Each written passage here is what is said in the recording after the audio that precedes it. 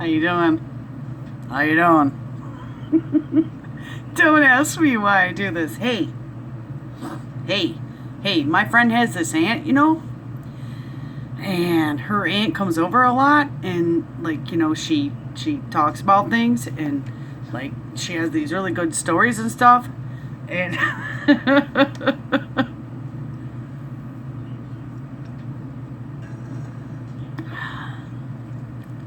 and she has a lot of really good information and stuff.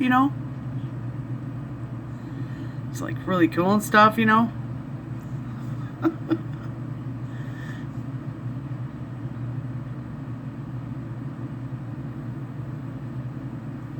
Guess what she told me? Her aunt told me. Her aunt's name is Miss Eider. And her aunt told me, like, don't be worried about that stuff and stuff. You know what I'm saying? Don't be worried about that stuff. Hey, you're beautiful just like you are. And that's how it is. That's what she'll say. And she'll get that accent, dude. And she'll be saying that stuff and everything. And I like it that way because, you know what? That's the way I like to talk. Because no matter how I sound and everything, and how I look, this is still me. And it's still beautiful. And man, she speaks those words so well. They just flow right off her body. They flow off her body like it's like a moon, and like the stars in the sky. And then, but she talks about that too and everything. And I lost my accent. But anyway. Oh goodness. Maybe you come for a walk with me to the dark. To the dark side.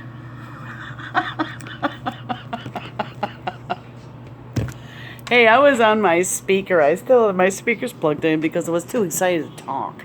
And I'm supposed to be sleeping right now when I can't sleep. How can you sleep? Oh, how can you sleep? And I want to tell you, see, about this thing because, like, I recently moved the birds that we have. There's like 2 birds. They're parakeets, and I moved them out to our dining room. Okay, and don't mind it because like this other woman in me is drinking Coors today again, and that's what happens because it's the only way I can speak. Pretty soon I'm going to be able to speak. That's probably why I was thinking about the burning bush because Moses couldn't speak, so they sent the brother Aaron to go speak for him. Oh, wish Eider could keep speaking for me. Anyway, I moved the birds. All right, this might sound so stupid, but it's not. It's not stupid, and I'm not saying you're gonna say I'm stupid. But people have said I'm stupid. But there's really things that do happen that do make sense. That makes you're not stupid because these things are real. And that's what we are. Is we're real. All right. So anyway, all right. Let me get this shit straight because I can't even speak. And if they knock me off YouTube for swearing, they'll shut up their ass. Alright, the birds used to be in a bedroom, and there's just 2 birds. It's in a cage like about, 2.5, 3 feet by frickin' 2 feet tall. And there was another bird, but it died. I don't know why I'm laughing, but I think the birds never liked the yellow bird. So like these 2 birds look the same. They got blue and white, and they got the black dots on their neck. One day maybe I'll show you. And I'm laughing because I really think that they didn't really want the yellow bird to live anyway, which is so crazy, but don't ask me why I'm saying it. So anyway, when I went through the change of my son with autism, he has a lot of collectibles and all kinds of stuff, and he has a lot of clothes because like his size changed a lot, and we go to the thrift store here and there, but we haven't 6 months because we don't have a damn car, whatever. You see, because I get mad about things. So I moved the birds out to like the dining room part. Okay, and then what I did was I put all the kids' toys, things like and drawing stuff in one room with the desk, and then all his clothes and a bed in there. Because like, you know how they tell us, like normal people, to when you go to bed, I was like have nothing else in a room, which that's impossible. Because you used to see my room. Because it don't work, okay? But, I mean, I get their point. So I try to do it for our son to where, he would have all his clothes and his bed just in one room. And then all his supplies and whatever else in another room. And so when I did that, I had to take the birds out of the one room. And the room is only like 7 by 6. Oh, it's tiny. So, but whatever. Thank God we have a house. 4 now.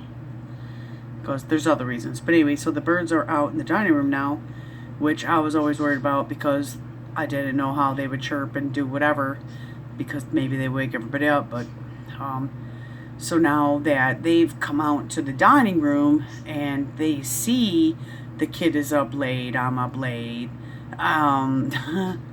They used to be quiet when they were in the room. They would do their own schedule. It was like a normal schedule. They would get up and chirp maybe. Well, they were pretty good. They didn't start chirping till like 7 a.m. And then they, it seemed like they'd take a nap about 11 or 12 and then, get about their day and start chirping again at 2. And, hear them now? I mean, they're gung-ho. They're...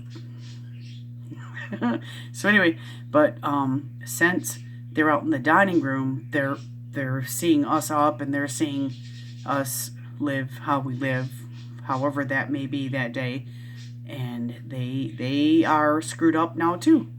And so they've only been in that dining room for about I should have it's 2 months now. And so at first it seemed like they didn't really know how to act for the first 3 weeks. And then they just totally got into their comfort zone and they do whatever they want now. Now, a lot of people would say I'm a bad bird mother. I could just imagine now. I'm going to change the whole subject. I only got about 2 minutes left, but imagine this. You know how the birds are outside at night and you don't hear them chirping past like what, 8:30, 9 at night. Once in a while you might hear a chirp because we're here. It's kind of like a woodsy area, and you might hear a little chirp, but that's about it, Or those other birds, they'll like my friend was talking about crows and stuff, but I mean like normal little birds. You don't really hear them chirping. And I think we hear them chirp so much in the day that we just don't even hear them chirp no more. But when the night comes, you don't hear the birds chirping no more.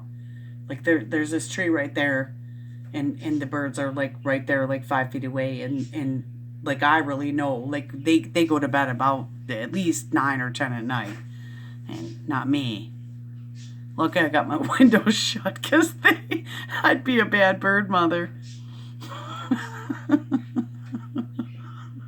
That's what they'd all be saying about me, honestly. I'm a bad bird mother because I don't follow the rules. So, I lost my subject.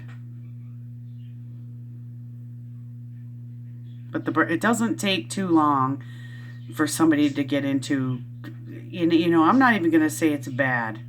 I'm not going to say a bad routine because it's not bad, because it's good for some things and it's bad for other things. So it's not bad. So whatever we do ain't bad.